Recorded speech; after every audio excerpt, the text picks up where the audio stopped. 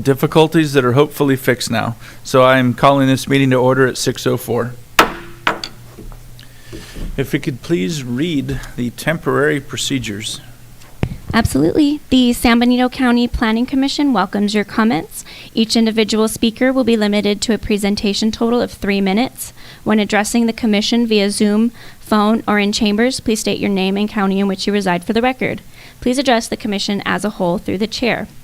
If participating via Zoom, select the Participants tab and click the Raise Hand icon. If you are using a phone, please press *9 to raise your hand. When your turn arrives, you will hear that you have been unmuted.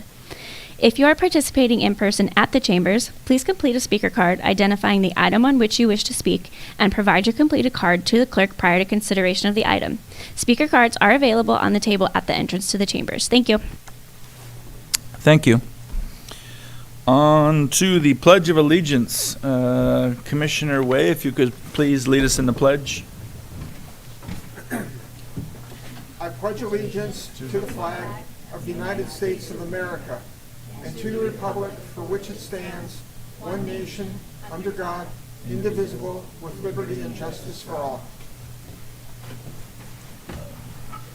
Thank you. If we could get a roll call, please. Absolutely. District 1, Vincent Ringhayden. Present. District 2, Richard Way. Present. District 3, Robert Scaliotti is absent. District 4, Robert Gibson. Present. District 5, Celeste Toledo Bocanegra. Present. We have a quorum. Thank you. Department announcements.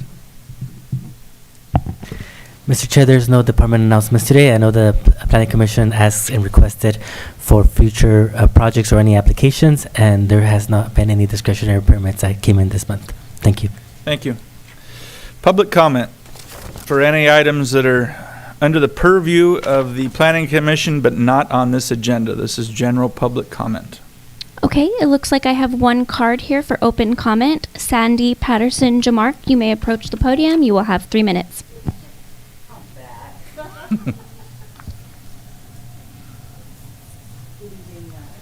Whoop. Hey, we'll There we start go. it over again.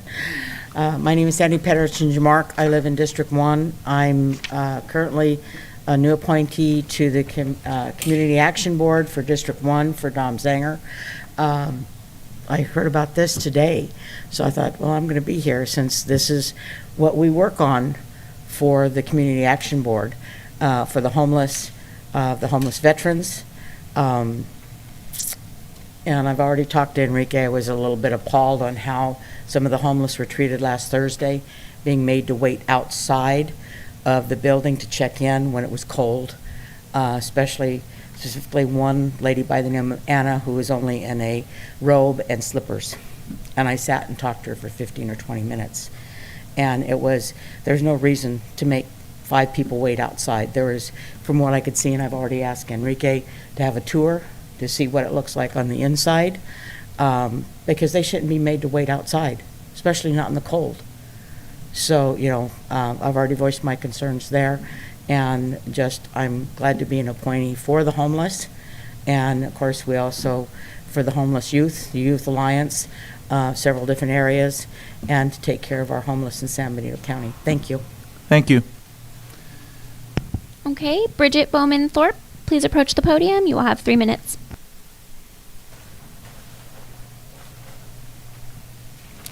Hi, good evening. I'm Bridget Bowman Thorpe. I live here in Hollister. And of course, I'm talking about the landfill. And as you all know, the Highway 25 was recommended. So as a haul route, trash haul route. So I would like to read you a letter that was sent as part of the FEIR.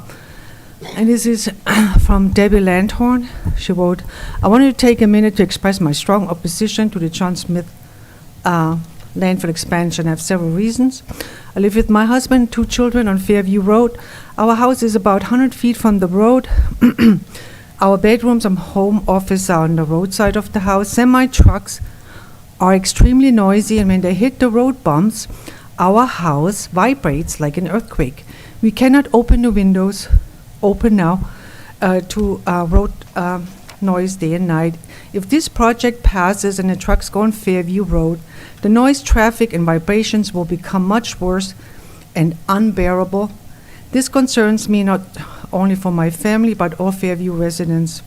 This landfill expansion is too close to residential areas, including Rancho Santana School. A landfill of this magnitude should be far removed from residential areas and schools. After looking at the EIRs, it is incomplete regarding not considering all the stoplights where the trucks will be stopping and accelerating every couple of minutes for noise and air pollution. I appreciate the hard work and thought that has gone into this proposal. I understand how this project can bring in needed revenue. However, I do feel it's not the right place for it being so close to residential areas and the traffic congestion noise that it will bring into town. Now, mind you, this is Fairview. I don't think 25 will be any better. It will be worse. We have soundboards. It will be horrible for all the residents living alongside Highway 25. This is how they responded. Regarding vibration, there would be no perceptible ground vibration at a distance of 100 feet from trucks. A peak particle velocity of 0.08 is considered to result in a readable, perceptible human response to vibration from traffic.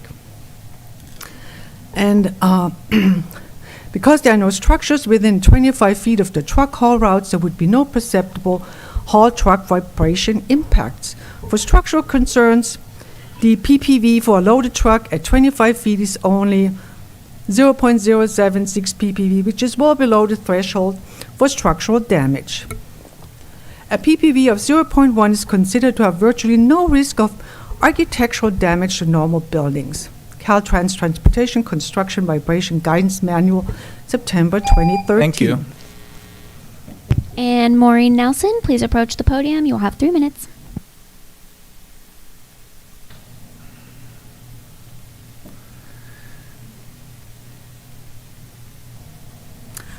Good evening, council members. Sometimes it just takes me a little bit of time to let things percolate down, and it's percolated, and my coffee is really a very strong brew right now. So let me tell you, when we were talking about the landfill and they presented the different quantities, 2,300 tons, 1,700 tons, 1,000 tons, 300 tons, all except for the 300 tons per day, which would be in county only, was up to 2,300 tons. Magical that they could get 2,300 tons, no matter what could possibly be approved. Still 2,300 tons. Then as you look into their documentation, our county's documentation, in 2020, the total waste peak of 1,914 tons per day, back when we only took 1,000 tons per day, 1,914 tons, including both buried waste and beneficial reuse waste, and excluding recyclables, wood, and green waste. What the heck is beneficial waste? What could that possibly be? I don't understand. It's not clear. Are we burying it? It's beneficial.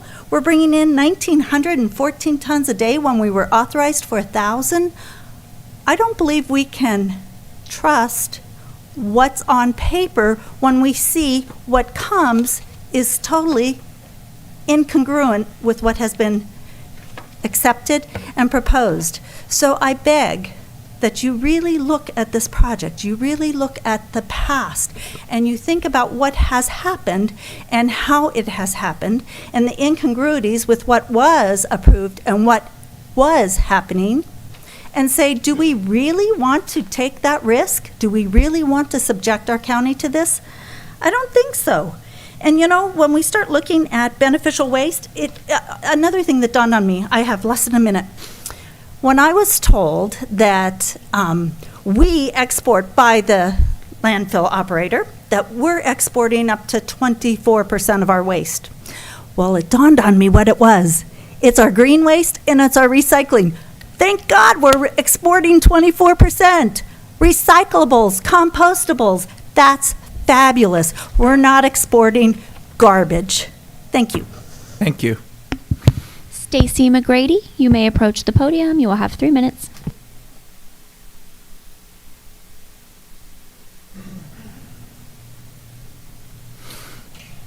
this is the right time for I'm sorry, Stacy McGrady, District 1 resident, San Benito County.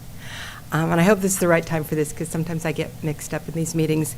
But I wanted to bring up a point that came up in the last meeting in regards to the landfill and, sir, in regards to your recent appointment. What you said in the last meeting was that your wife and your family are very involved in the Don't Dump on San Benito County, or the Don't Dump in San Benito County, but that you would remain fair and impartial. And I appreciate that so much, and I think it's so important that we explore all sides of every issue.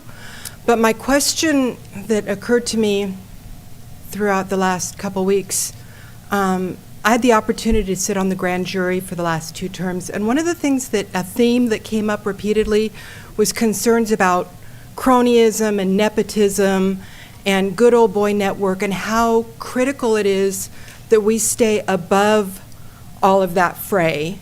And that there's never any opportunity for any perception of impropriety, because perception, as we know, is reality, right? People make decisions on emotions more than facts.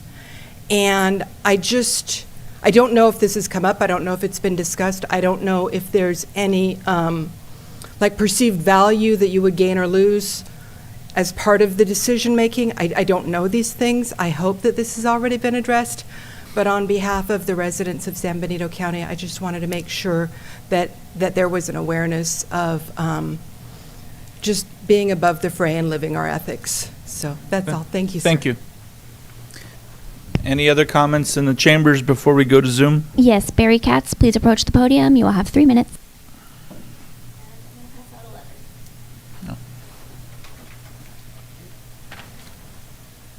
Thank you, Commissioners. This time I'll stick to the letter, to the word, I think. I want to start with quoting from the EIR, from the draft EIR 2.5, Summary of Project Alternatives.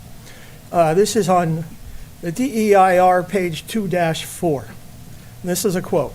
This EIR includes a comparative evaluation of the proposed project with a reasonable range of potentially feasible alternatives to the project that are capable of attaining most of the project's basic objectives and would avoid or substantially lessen any of the significant effects of the project. Chapter 6, Alternatives, of the draft EIR analyzes the following alternatives. It goes through all the alternatives, but I just want to give one as an example. So alternative 1A, the 1,700 tons per day expansion alternative, which would include expansion of the landfill onto the 388-acre expansion property, same landfill footprint, but would reduce the permitted daily tonnage accepted limit to 1,700 tons per day. This is how these alternatives were all defined, by their daily maximum limits. In the October 30th meeting, the commission was shown a presentation where suddenly these numbers were being changed. The alternatives 1A and 1B were being changed from 1,700 to 2,300 tons, and alternatives 3A and 3B were changed from 1,000 tons to 2,300 tons. That's the limit. And it said up to, I mean, to my mind, a limit is a maximum. There's no up to that goes beyond the limit. That's just not what a limit is. That is exactly how all these alternatives were defined. A multitude of studies on impacts were done and presented in the draft EIR for review and public comment based on the specified maximum daily tonnage of each alternative. These studies include traffic, noise, air pollution, greenhouse gases, and others. The studies each show the impacts expected for each of the alternatives based on the maximum tonnage that was specified for each alternative. It is not legitimate to make this kind of change in the last minute. I mean, you're basically taking this EIR back to step one, before the studies were concluded and before the comment period started. That's what you're doing if you accept these alternatives with changes. It's not legitimate. You cannot accept these alternatives and just go on with them unless they retract that and leave them the way they were. Thank you. Thank you. Annette Perez, please approach the podium. You'll have 3 minutes.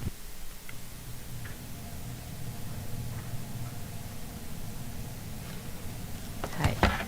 Hello, everybody. Thank you for listening to me tonight. My name's Annette Perez. I'm from District 1. And I just wanted to talk to you today about the landfill expansion. I'm very concerned about the landfill expansion. Since 1968, we have operated the John Smith Road landfill on just 95 acres, and this landfill is supposed to last us until 2035. But every year since 2013, we've taken out-of-county waste up to 1,000 tons a day.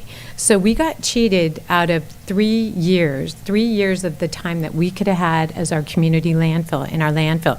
And this, we wouldn't be looking at an expansion had we not taken Waste Connections deal and allowed them to take all this out-of-county waste in our landfill and doing all the damage it has to our roads and to this landfill. So I think that, you know, if we would want to consider such a terrible deal for our county by taking this huge expansion that is not going to benefit us, but going to benefit those 5 other counties that are going to bring us their trash forever.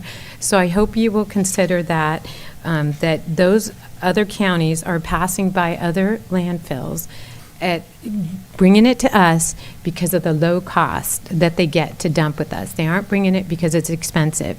And if a landfill is so priceless, then we should act like it.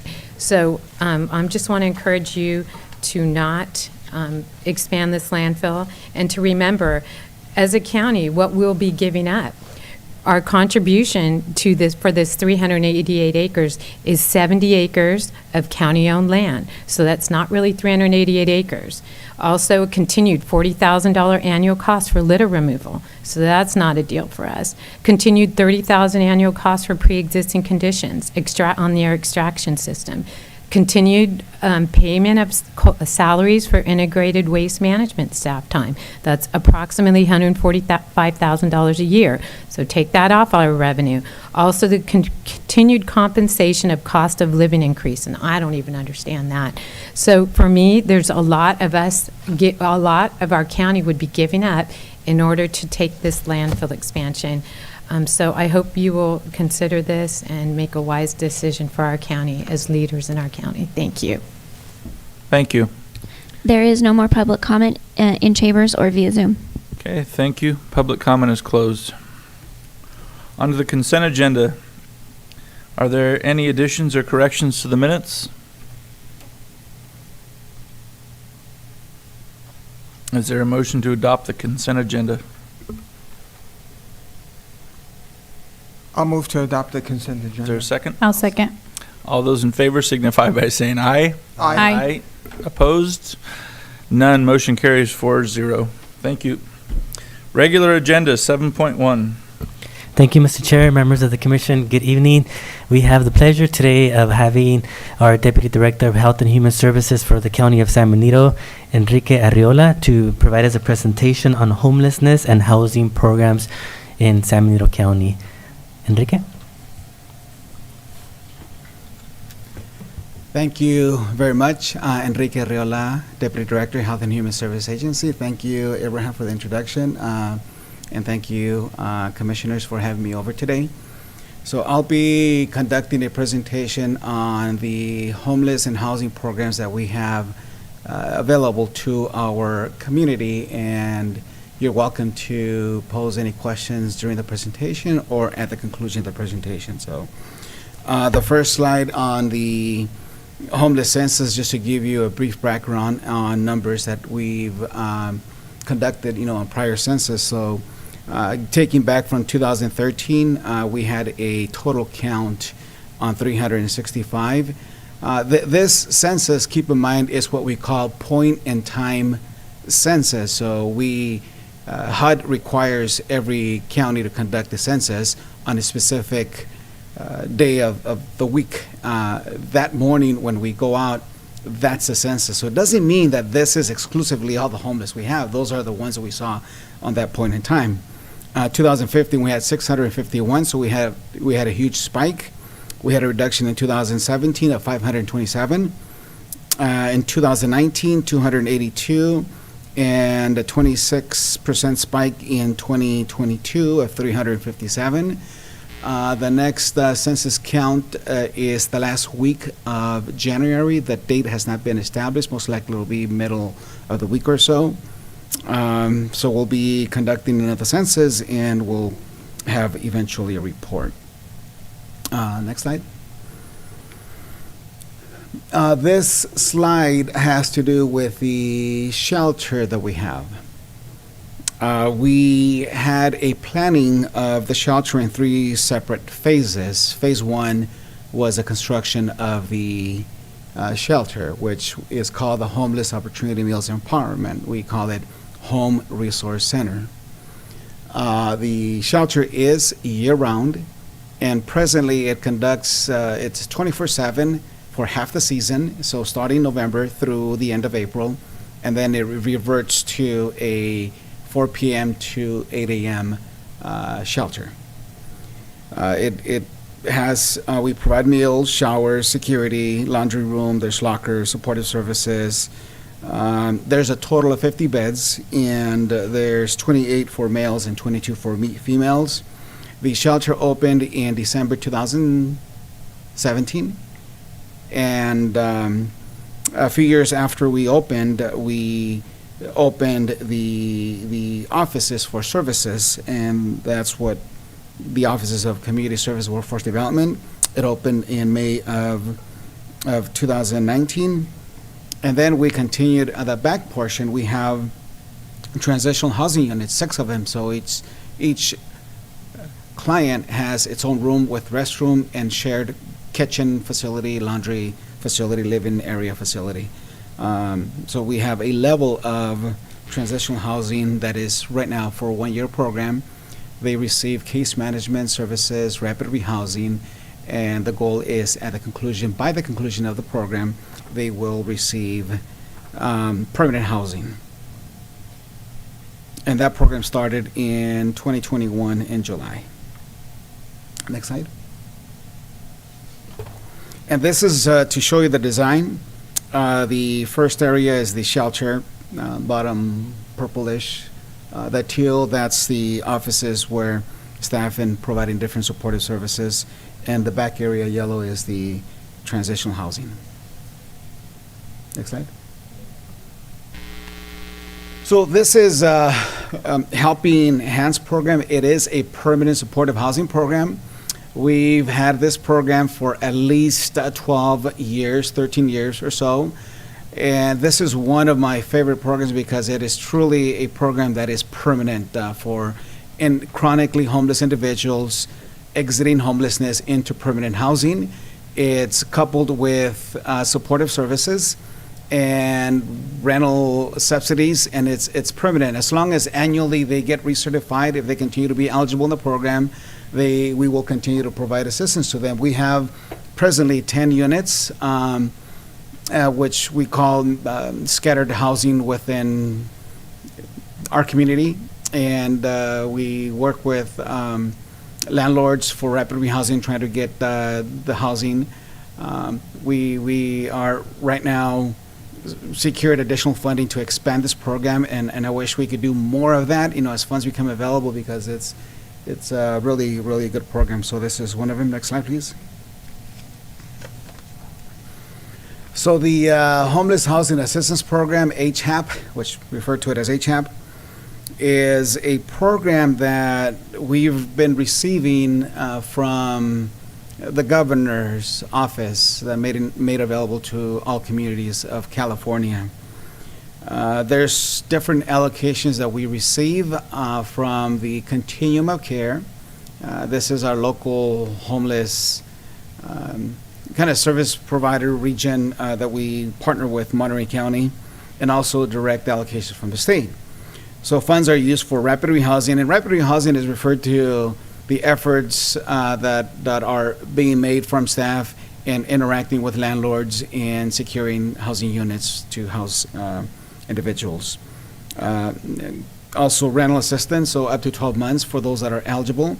And providing case management, we have social worker assigned to this program, case management and supportive services. They also conduct outreach activities. And we also have a portion of the funds that are dedicated for homeless youth between the ages of 18 to 24 years of age, primarily homeless youth and transition age youth.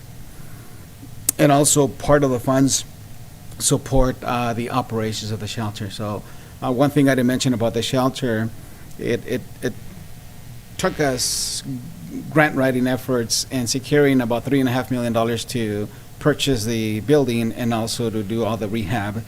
But once you have it built, you also need to sustain operations, and that costs up to $600,000 for operations. So we're constantly pursuing funding for that. Next slide. So we are presently applying for the next round of funding. It's HAP Round 5. And one of the requirements is that we conduct several input sessions in our community. And the first one is scheduled for tomorrow, 4 p.m. to 5:30 p.m. at 1161 San Felipe Road, Building B, that's next to the shelter. You are welcome to participate. Members of our community are welcome to participate as well.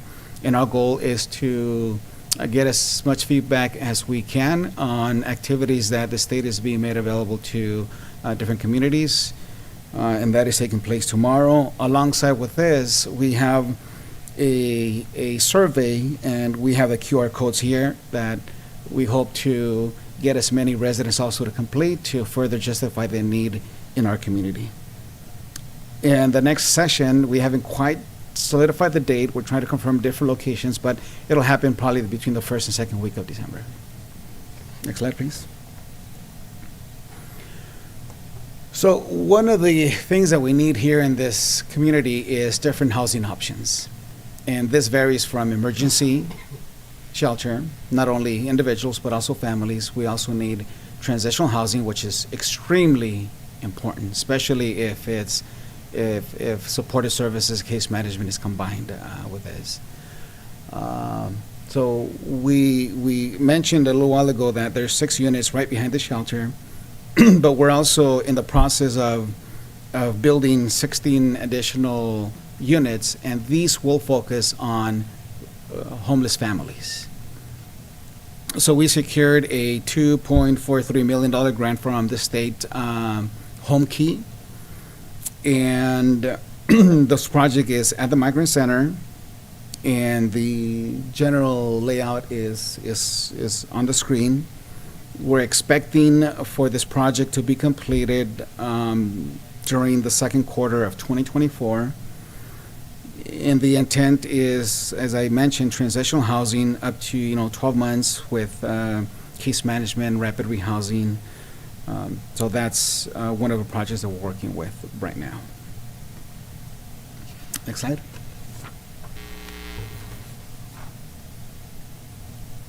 The Emergency Family Winter Shelter Program is a program that we've been managing for over 40 years. This is one of our oldest programs within our department when it deals with homeless. So we're targeting 20 homeless families, and they all have children.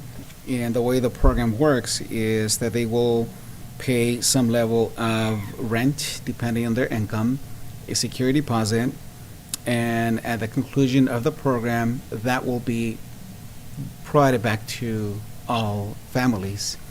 And the goal, again, is for them to obtain permanent housing and those funds to be used for that. Now, 4 months is not enough time for many families to go from their current situation to permanent housing. So as a staff, there's many challenges, but we do the best that we can to transition them into permanent housing. Now, part of the vision with the transitional housing that I mentioned a little while ago, once the project is completed, that they'll go from the winter shelter program, transition into the transitional housing program, so they could receive additional services and better chance for them to be permanently housed. Next slide. So as I mentioned, some of the funds that we receive, we are required to dedicate services also for homeless youth. And that includes a combination of services, including emergency shelter, rapid rehousing, rental assistance. And one of the projects that was funded to a local organization specifically for homeless youth is the Youth Alliance. The Youth Alliance is managing this from the funding from the Coalition of Homeless Service Providers, which is the hub of the continuum of care to end homelessness in our region. So they are currently providing the service and also providing supportive services and case management. Next slide. So what we also offer in our office is if somebody comes in and says, I am in need of transportation assistance, I need to go to an appointment downtown or come back for an appointment, so we do provide assistance with that. So I think I'm getting ahead of myself. So the emergency youth yes, I was wrong over here. So anyone that comes to the office in need of transportation tokens, we have them in the office. So that's another service that we are currently providing. Next slide, please. So the other program that we operate is the HOPWA, the Housing Opportunities for People with AIDS. It's a small caseload program, and this program does provide permanent supportive housing, rental assistance, case management. It also provides monthly food vouchers, dental assistance for those that are in need of that service. And it's also similar to the Helping Hands Permanent Supportive Housing Program because it is also a form of permanent housing. They get annually recertified, and again, if continue to be eligible, they will continue to be placed at that house. Next slide, please. So this program actually just ended recently, but our intent is to continue to apply for these funds. The state NOFA notice of funding availability should be released soon, and if we do secure it, it's a 12-month rental assistance program, and this program is not necessarily tied to homeless individuals or families. It's anyone in our community that is renting in need of additional support, and that's the intent of this program. So I have it here because our intent is to continue to provide this service, and we've received other rounds of funding in the past. So next slide, please. So this is one of our newest programs that we got this earlier this year. So this program has two different components to it. One is a safe parking program. At the last census count, it was reported that 56% of the count were individuals residing in their RVs. In addition to that, 11% of the count were those living in their vehicles. So there is a need of such program. Presently, they're pretty much scattered everywhere. So we've been working diligently in trying to identify and secure a site. We're still working on that, but that is one of the goals. The other component to this program is street outreach. So we have hired all the staff. So we have 3 team members that are going through training and have conducted outreach in our community down the river, and that really it's really anywhere that they identify, whether it's down the railroad, behind certain stores, different encampments. They're very mobile, so they'll be expanding the outreach, and the goal is to be out there, establish rapport, connections, referrals to different organizations, and eventually enrollment in different programs, and for them to receive the support that they need. Next slide. What we've also been doing is abatement and cleanup efforts. And with the cleanup efforts, we've been working closely with Integrated Waste Management, Celine and Frankie. They've been doing an exceptional job in partnering with us and helping coordinate some of the cleanups with Smith and Enright and our department. The picture that you see in the screen shows the area that we've been doing some aggressive cleanup efforts, and it's from the bridge here on 4th Street all the way a little bit past Union. And we've had easily 250 tires, at least 40 vehicles that are in the process of being removed, tons and tons of garbage. And I could tell you that the garbage is not all caused by homeless individuals. There's a lot of illegal dumping. And once they go out there, they really do an exceptional job. They clean up areas completely. But when we go in months later, we start noticing garbage accumulate again. But, with continued cleanup efforts and presence, I think we're managing a cleaner area. So this will continue, and we are contracting with Smith and Enright, and again, partnering with Integrated Waste Management, and we'll continue to do that. Next slide. So this is also one of our newest funds. This is a permanent local housing allocation. San Benito County received an award, $509,559. This is for a 5-year plan that we submitted to the state, and this amount is for the past 3 years up through this year. The state has funding for the next few years as well, and we anticipate another $250K or so. You also notice that the city of Hollister awarded their award total in the amount of $585,761 to the county for the purpose of the shelter operations. We've been partnering with the city and working with the city for them to support the operations of the shelter, because in the shelter we serve anyone regardless. So they've been supportive, and this will carry us for hopefully about 1.5 years of the shelter operations. So funds for both the county's allocation and the city's to support the emergency shelter, also street outreach activities, and rapid rehousing activities. Next slide.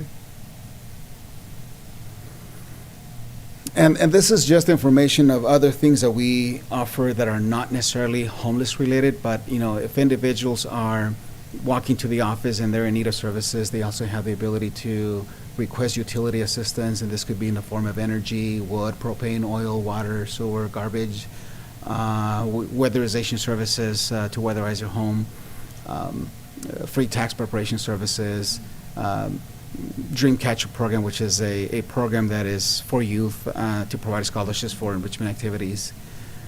We have a partnership with Sun Street Centers for them to provide their services to eligible homeless individuals, women in this case, because they're service for one of the houses for women. And also with Community Service Development Corporation to help us with their master leasing program, and with Farm Labor Association with Farm Labor Camp that they operate for the county. Next slide.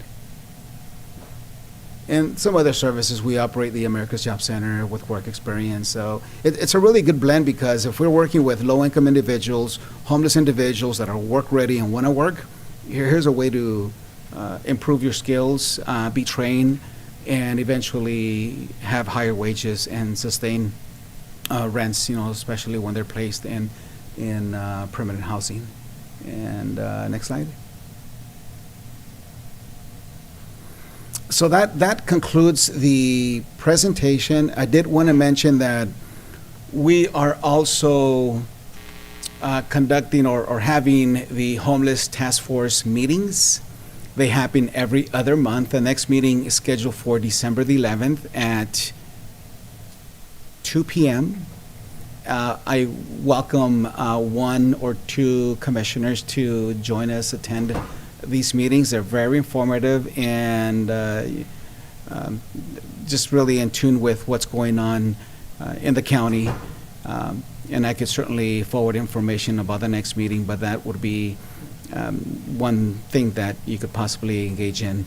And from that committee, there's also the Housing Committee, the Safe Parking Committee, and the street outreach committee. So just for information. Okay. Any questions? Any questions from the commissioners at this time? Commissioner Toledo? Okay. So I have plenty of questions for you. Going back from the beginning, the counting, do you do the counting of each individual in one day, or does it take you several days?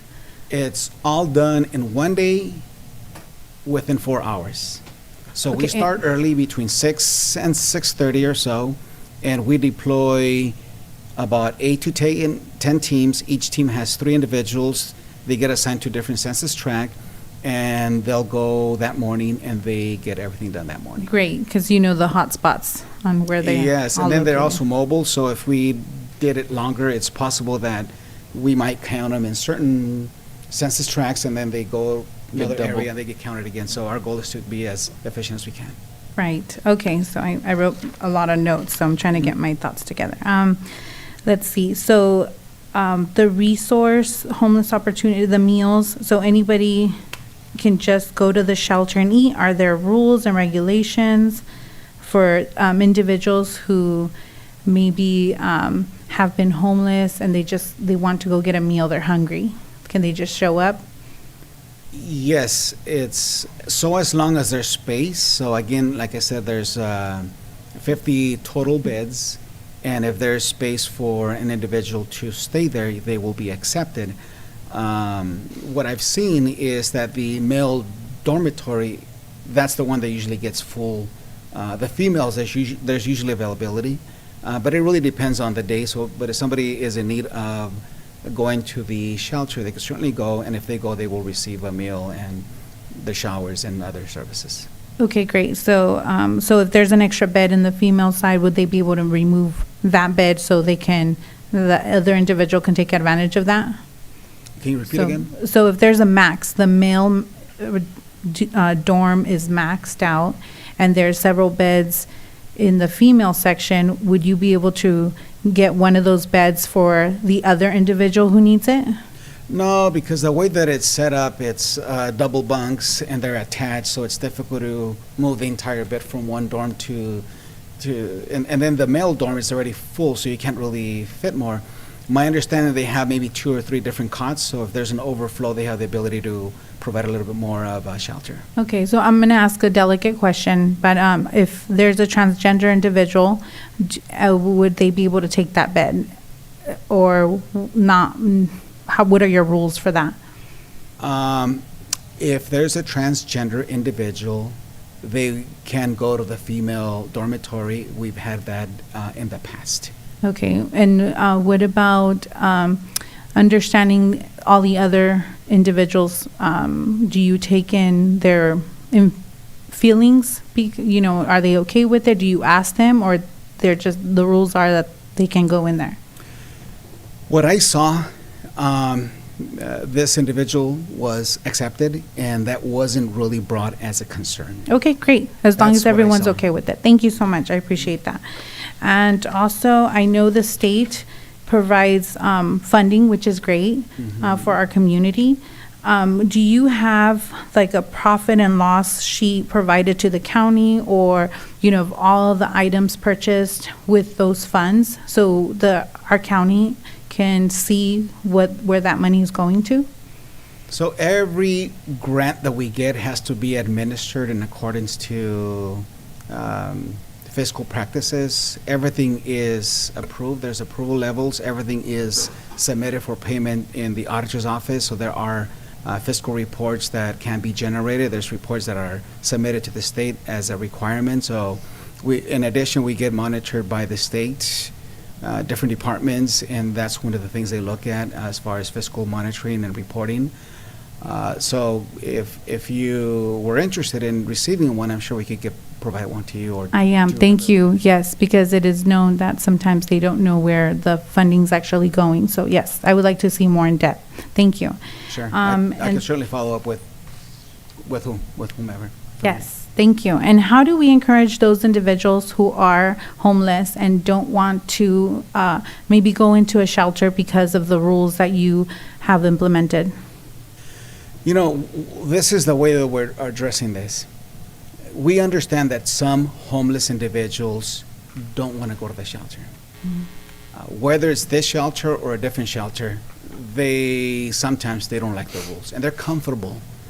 We cannot force anyone to go to the shelter, but what I could tell you is the more outreach we do, the more rapport, the more relationship building, the more apt to them wanting or accepting different services. So we're starting to build more outreach and more rapport at the moment. So we can't force anyone, but with continued outreach, the goal is to get them referred to the shelter, get them referred to other services. Perfect. So throughout my life, I have known several friends who've become homeless. I actually know a few now, and some don't want to go because of the rules that you apply. And even during COVID, were looking at the vaccination to get into the shelter. So that just kind of hurts those individuals who maybe don't want to have that curfew to come back into the shelter. So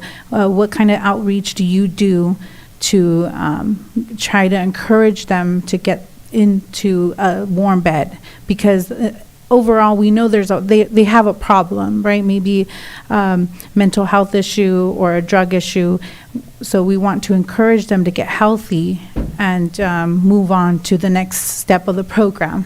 So how do we go forth in encouraging those individuals to come in to, how do you do that? I think the best way is being consistent with outreach. Like I said, Okay. When we do outreach, we ensure that we invite behavioral health. So we've had one or two of their staff members to go out with us, also a member of Community Homeless Solutions, and one or two staff members. And depending on where we go, sometimes we do invite the Sheriff's Department just for safety reasons, especially if the Sure. encampment's down the river. So consistent outreach is good. And now that we have full staff, we will be going out a lot more, because before it was mostly like targeted outreach, where we saw there were some hotspots, maybe twice a month. But now it's going to be a little bit different. It'll be maybe 3 times a week. And I think that's going to increase rapport. Thank you. So I we'll appreciate be- that. Now, what about what classifies a homeless family? So for them to qualify for one of the 16 units. So there's a number of ways. So one is for them to be homeless. So for that program, as it is right now, we don't use the HUD definition of homelessness, which is 1 year of consecutive homeless, or having at least 3 episodes of homelessness over the last 2 years. So those we will count as far as being chronically homeless families, but that's not inclusive of only chronically homeless families. So if we have a family that is living in someone's living room, in their RV, other forms of homelessness, they can apply. Okay. So we do have a waiting list right now, and we encourage anyone to call our office. We will be conducting orientations and going through the process. We've also coordinated with the County Office of Education, because they do with their housing homeless liaison. So we're ramping it up. It's going to start on the 23rd of December this year, and we'll expect a successful program. Okay, great. Thank you so much. And I was just worried also about your elders. Do you have any elders that are homeless and also take advantage of the program? Yes, I should have brought the numbers. So we don't have a program that is exclusively for elders, but it's integrated within the holistic programmings. But we do have homeless individuals that are at the shelter, individuals that have been housed permanently. But yeah, I don't have the data with me right now, but Okay, great. they're inclusive of I'm our glad they can service get help delivery as well. strategy. Thank you so much. I appreciate Sure. it. Commissioner Way? A couple of things. First of all, I applaud you for all of this, all of these programs. It's quite encouraging to hear that all of this is available. I do have one concern, and I think it's probably been addressed, is to what extent is this a one-stop process? In other words, let's say I become homeless and I approach somebody in the county, I guess CSWD. How many places are you going to send me to acquire these different things? Can it all pretty much be done from one central location with one sort of application process, or is it kind of pick and choose? You know what I'm trying to get at?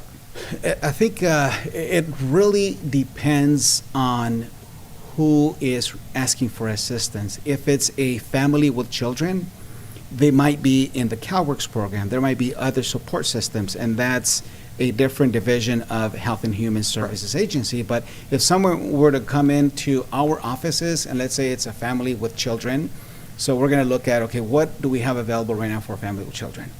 And that's going to be one of the first things that we do. The second is in working with the Continuum of Care to End Homelessness, our region with Monterey County and San Benito County. One of our goals is to enter them on what we call coordinated entry. So coordinated entry is meant to expand the housing opportunities and resources within the region. We do an assessment and they get entered into the homeless management information system and in the coordinated entry. So if a unit opens up, not only in San Benito County, but also Monterey County, and they might be called for an additional unit. So we will make sure that we do that level assessment and get them into there. And just looking at resources that we have and seeing what is available to them. Great, thanks. Another question I had was regard to the census. I'm a little bit surprised at the jump from 2019 to 2022. Obviously, I know of one thing that happened between 2019 and 2022. I don't know to what extent that the COVID pandemic had any impact on these numbers. I wonder if you have any insight as to what you think might be behind those numbers, behind the difference. Sure, I have my thoughts. In 2019, when we went out, it was raining for almost a full week, and inclusive of that morning. So when we went out, it was just really difficult to locate them. So I think they just found shelter somewhere else. So I do think that it's possible that in 2019 it was an undercount. In 2022, I think it was more realistic of what the count is. For 2024, which is coming up, I'm gonna say that it's gonna be probably about the same or a little bit more. Okay.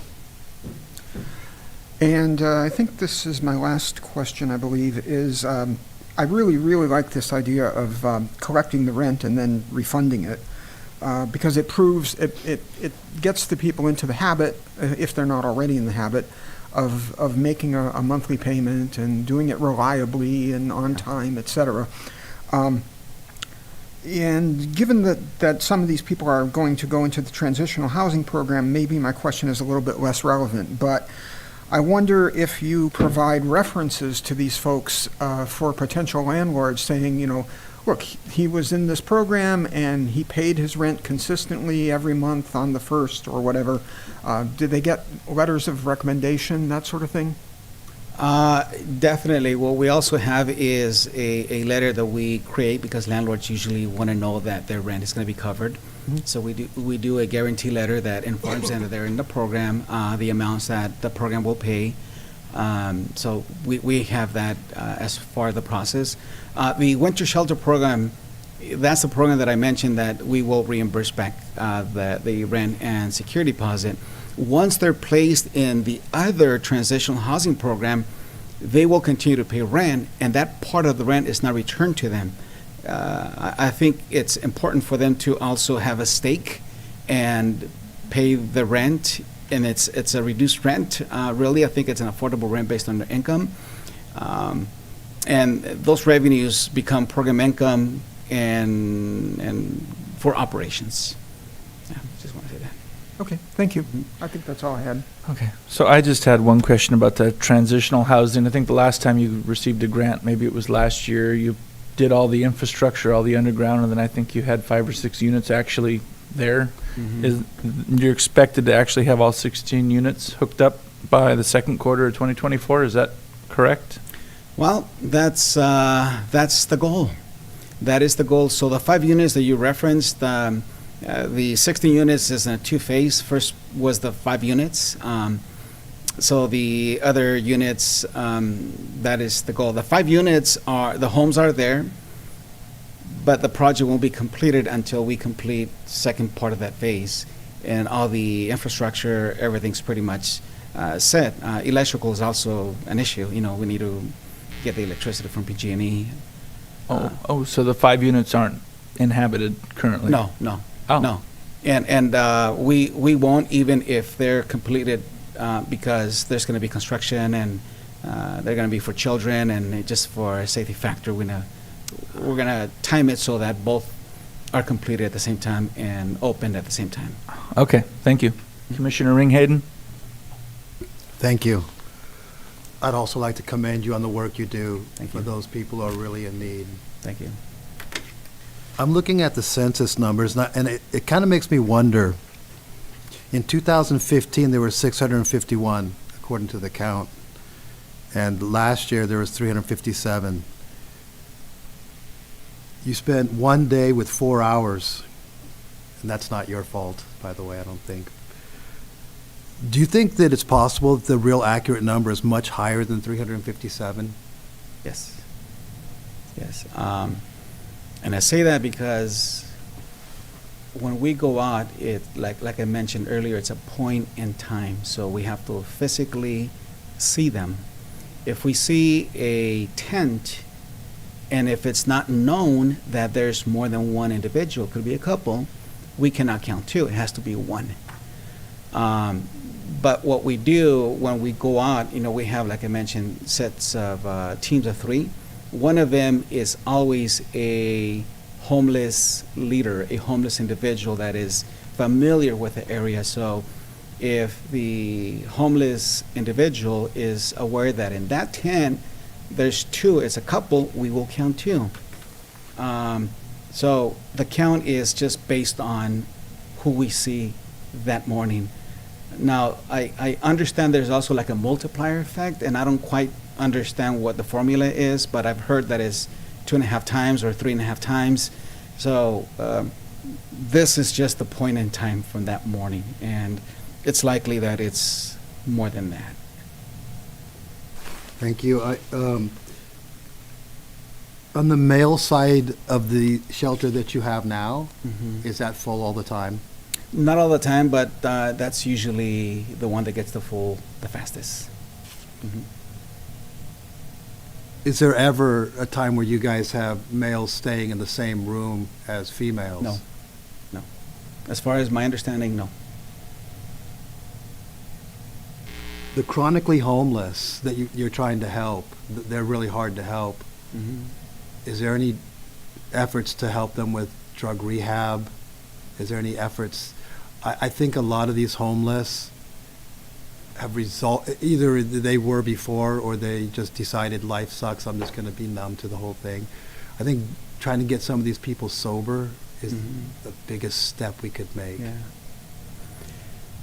Any thoughts on that? We contract with Community Homeless Solutions. They operate the shelter. We, as the county, with HHSA, and also with Community Homeless Solutions, there's a lot of interaction and partnership with behavioral health. So individuals that are in need of drug and alcohol services are referred, to them, and depending on the level of consistency. Sometimes, like we mentioned, is not everyone is ready to, or at least accepting that they have an issue. But the goal is for them to be referred, and the follow-up, and for them to receive those services. So yes, that is an important element. Locally, I think we don't have a like drug rehab, and they get there's other resources from outside this county. What we also do is with Sober Living Environment is the contract that I mentioned earlier with Sun Street Centers. They do have a home that they provide different services. So individuals from the shelter or any other homeless individual or woman can be referred to them, and they would provide their services to them. So it's not a fix for all. I think there's gaps. Of course. That we're doing our best that we can. That's good to hear. Can you give us an idea of percentage of success for the folks that you've gotten into permanent housing? So I could speak to the permanent supportive housing program that we've had for 12 years, getting chronically homeless people off the streets into permanent housing. That program is extremely successful. I could tell you that we have such a huge demand. We only have 10 units, only funding enough for 10 units right now. We got a little bit more funds that will allow us to get 1 or 2 additional units. If we expanded that, let's say, to house 50 units, I think the biggest hurdle will be finding housing because the housing inventory is extremely tight, and having to work with landlords to allow us to rent, from them. I think that's going to be a huge hurdle because anytime we have funding, it is a lot of effort, staff finding homes. The other idea is for securing funding, like we applied earlier this year, or we wanted to apply for the Home Key grant. But if we were to build housing specifically for homeless individuals, I think that it'll be very successful. The demand is there. But it's not an easy solve. There's a lot of factors involved, and funding usually is one. But permanent supportive housing is very successful. The retention rate is, I don't have the exact number, but I'm going to say it's at least 90% that they stay at least a couple of years. And if they transition out, it's because they moved outside the area. Sometimes there's people that just life happens and they move on to other areas or back with their families. But once they are placed in permanent supportive housing, the success rate is very, very high if it's a permanent supportive housing program, because if they're housed in a location that is time limited, let's say 12 months of rent, as a staff, we make sure that they get placed somewhere that they could sustain. And if they can't sustain it, you have 12 months to work with them to increase their earnings. So we do the best that we can. And sometimes clients cannot sustain it, and that's the unfortunate. That's why I think that it's always best to expand funding that is permanent base. So that's my answer. Mm-hmm. Okay. Thank you, Enrique. I have a few more questions. Commissioner Toledo. Came up. Have we had any children in the homeless shelter? Are they quickly removed out of there? And do you currently have any security? The shelter is not for families, no children. Okay. They're not allowed, so no children has stayed there. Okay. That's under the age of 18. Okay, thank you. Security is present. In the past, they've hired a security company that will come out. They've also hired their own trained uniform staff. Right now, that's the structure that they have, and we're working with them to ramp that up as well right now. Perfect. So there is somewhat of security, safety measures it's open.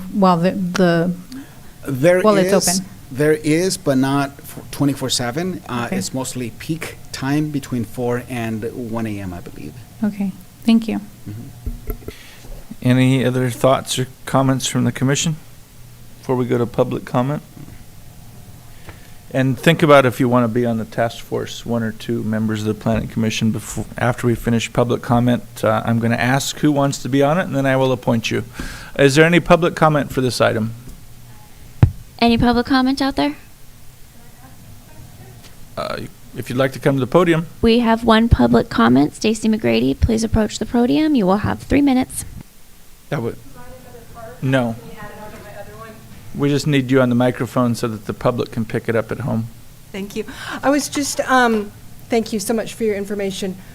How many youth are currently homeless in our county, in our community? Sorry, how many youth are homeless in our community, do you know?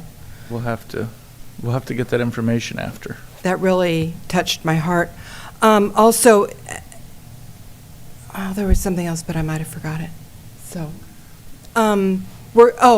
the opioid task force that I've been involved with since its inception, I know that we developed handout cards that we gave to law enforcement so that when they encounter people with addiction issues, which often goes along with homelessness, we call it a soft handoff, and get a person directly into resources immediately right away. One of the resources that they've developed is Dr. Bogey in the emergency room at Hazel Hawkins, immediately getting people into medically aided treatment services for addiction, and with the increases of fentanyl, I think you're right that our numbers are going up. I also volunteer at the community food bank, and we are currently serving more people now than we did at the height of COVID. So, yeah, your numbers are going up. So, okay, thanks so much. Thank you. Any other public comment in the chambers? Any sorry. public comment via Zoom? There's no public comment in the chambers or via Zoom. Okay.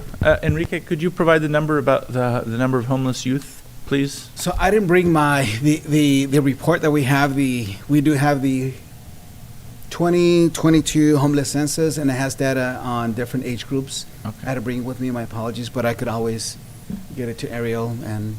Okay, and if you make it could available. please email that out to the commissioners. Ariel, thank you. Okay, thank you, Enrique. All right, We thank you appreciate very the much. information. Thank you. And any commissioners want to volunteer to be on the commission? Yes. I will. Sorry. Okay, so I have 3, and there's a maximum of 2 to avoid Brown Act, so. Pick a number. Commissioner Ringhayden and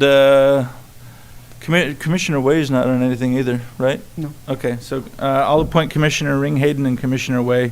We'll get you on something else, Commissioner Toledo. So there we go. Anything else? Before we adjourn, are there any commissioner announcements? Okay, is there a motion to adjourn? I'll motion to adjourn. Okay, we have a first and a second. All those in favor signify by saying aye. Aye. Aye. Motion carries 4-0. Thank you all very much. This meeting is adjourned.